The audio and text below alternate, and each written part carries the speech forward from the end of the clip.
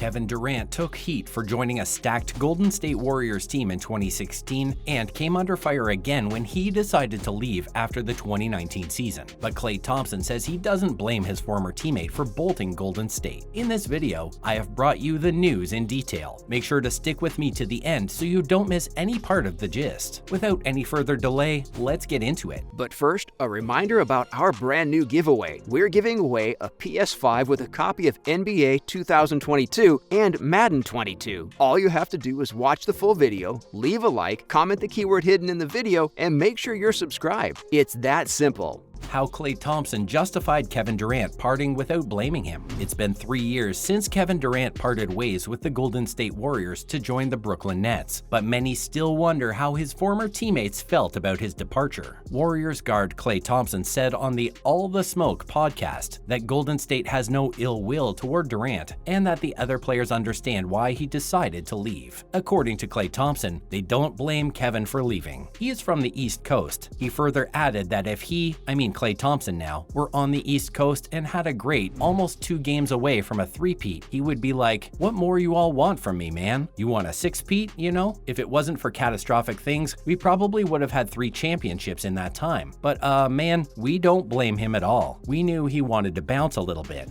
Go back home and we'll still forever have those 2 going back to back, and gosh, so close." Durant surprised the masses when he departed the Oklahoma City Thunder to sign with the Warriors as a free agent ahead of the 2016-17 season, joining a core that included Thompson, 2-time NBA MVP Stephen Curry, and defensive specialist Draymond Green, put Durant in a prime position to chase the championship ring that had eluded him at that point in his career. The 12-time All-Star achieved his goal, winning 2 NBA titles and back-to-back Finals MVP awards. Golden State's chance at a three-peat was derailed when Durant tore his Achilles and Thompson tore his ACL in the 2019 Finals against the Toronto Raptors.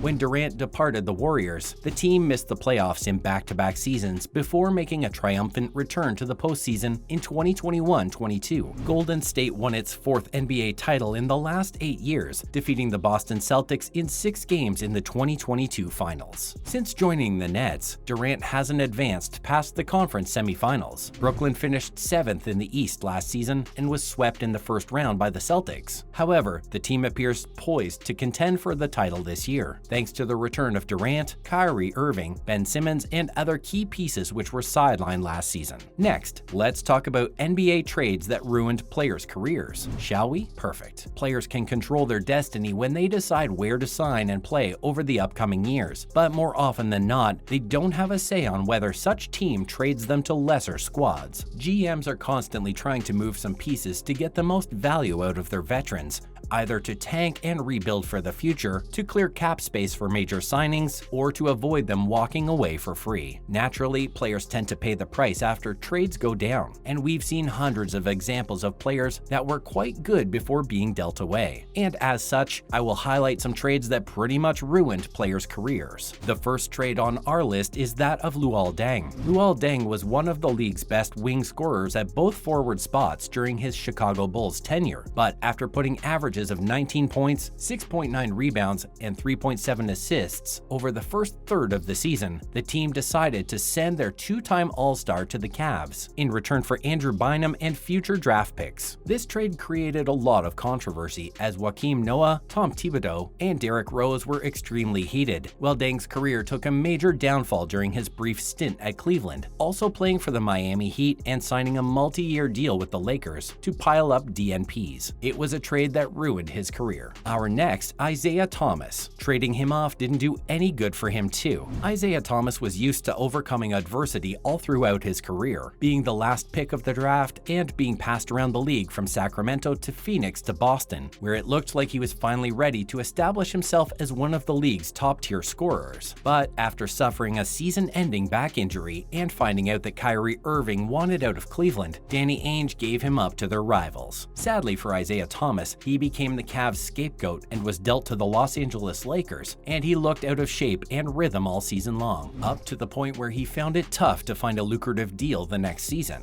The next NBA trade that ruined a player's career was that of Dwight Howard. Dwight Howard was once considered to be something of the likes of the second coming of Shaquille O'Neal, and even though he was never able to live up to the hype, he was one of the most solid two-way big men in the league, especially during his Orlando Magic tenure when he led the team to the finals. The Lakers traded for Dwight to pair Kobe once again with a dominant, physically big man, but that experiment blatantly failed after just one season, with Howard also failing at Houston and Atlanta, up to the point where he was dealt on a salary dump deal to the mediocre Charlotte Hornets. The next trade that blatantly failed in our list is that of Durant Williams. Durant Williams was once considered one of the world's best point guards due to his aggressiveness, offensive versatility, and ability to constantly make winning plays and set his teammates up, mostly during his Utah Jazz tenure. But ever since landing at Brooklyn, the injury-prone point guard got stuck on a mediocrity spiral and was constantly forced to miss games due to several nagging pains. While the Nets could never be contenders in the East, Williams went on to have failed stints at Dallas and Cleveland. Next is Josh Smith. Josh Smith was deadly in the post, a dominant and physical scorer at both forward spots that could out-hustle all opposition due to his upper body strength and bully attitude during his Atlanta Hawks years. But his stubbornness to become a three-point shooter made him constantly brick shot after shot and stopped him from taking a step forward in his career. Smith tried his luck with the Pistons, but could not carry the load and lead them the distance until the team finally waived him, despite still owing him a huge amount of money. He later joined the Rockets, but was never able to be a starter or consistent scorer anymore. What a ruin! Trading off Monta Ellis was also a ruin to his career. Monta Ellis demanded a trade out of the Golden State Warriors because he thought he was way better than Stephen Curry and wasn't happy about sharing touches with the team's promising rookie, being traded to the Milwaukee Bucks as one of the league's top-notch scorers. Well, Ellis's game became obsolete pretty quickly, and he had to embrace a lesser role with the Indiana Pacers a couple of years later. Curry became a two-time MVP and NBA champion. Next up, Lamar Odom. During his prime, Lamar Odom was among the most gifted forwards in the league. His versatility allowed him to play and guard both forward spots, and even play as a stretch five for the Clippers and Lakers, helping Los Angeles Lakers win a couple of championships, en route to a 6th Man of the Year award. Nonetheless, the talented forward's decline started when he was dealt to the Dallas Mavericks to provide some instant offense off the bench. He struggled on and off the court to keep his life together.